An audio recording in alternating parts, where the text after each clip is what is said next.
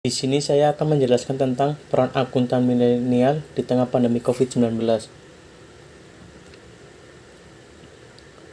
Apa itu COVID-19? COVID-19 atau Coronavirus Disease 2019 adalah penyakit baru yang dapat menyebabkan gangguan pernapasan dan radang paru. COVID-19 disebabkan oleh infeksi Severe Acute Respiratory Syndrome Coronavirus 2 atau yang biasa disebut SARS volume kedua. Penyebaran COVID-19. Asal virus. Coronavirus pertama kali ditemukan di Wuhan, Cina, tepatnya di pasar hewan Wuhanan. Umumnya masyarakat Wuhan terbiasa mengkonsumsi daging hewan liar. Mereka bahkan menjual hewan tersebut dalam kondisi hidup, sehingga dari mengkonsumsi daging hewan liar tersebut, masyarakat Wuhan mengalami gejala yang akhirnya dinyatakan positif corona.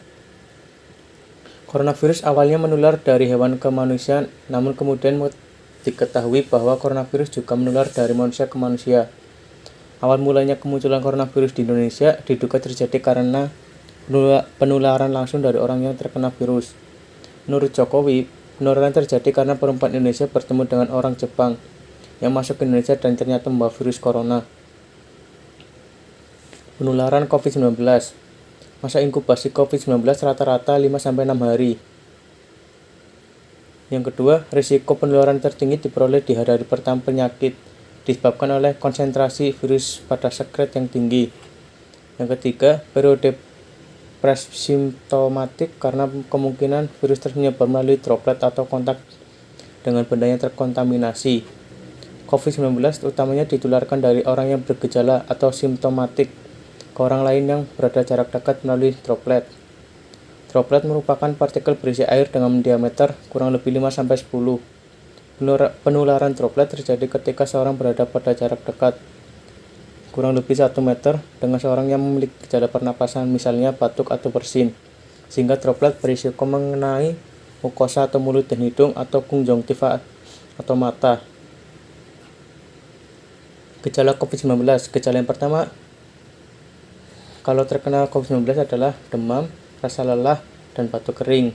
Yang kedua, beberapa pasien mungkin mengalami rasa nyeri dan sakit, hidung tersumbat, pilek, nyeri kepala, konjungtivitis, sakit tenggorokan, diare, hilang penciuman, dan pembauan atau muram kulit. Yang ketiga, orang lanjut usia atau lansia dan orang dengan kondisi medis yang sudah ada sebelumnya, seperti tekanan darah tinggi, gangguan jantung dan paru, diabetes, dan kanker beresiko lebih besar mengalami keparahan. Dampak COVID-19 di bidang ekonomi. Yang pertama, sulitnya mencari pekerjaan karena banyak yang belum tikar. Yang kedua, banyak karyawan yang sudah bekerja terpaksa harus dirumahkan tanpa digaji sampai batas yang belum diketahui. Yang ketiga, timbulnya kejahatan di beberapa daerah. Yang keempat, negara mengalami kerugian yang sangat besar. Peran pemerintah dalam mengatasi kasus krisis ekonomi karena COVID-19. Peran pemerintah yang utama untuk mengatasi kasus ini adalah pemerintah menyediakan bantalan-bantalan termasuk yang sedang lagi difinalkan disebut dengan program pemulihan ekonomi nasional atau program PEN. Pemerintah juga membuat berbagai program pemulihan untuk dunia usaha juga terus dilakukan pemerintah agar mereka tetap bertahan. Pemerintah menyiapkan dukungan bagi dunia usaha melalui koordinasi erat dengan Bank Indonesia, dengan OJK, dengan perbankan nasional, untuk bagaimana sektor bisnis, sektor usaha, sektor real tetap bisa bertahan walaupun tidak melakukan aktivitas ekonomi. Peran akuntan dalam kasus COVID-19.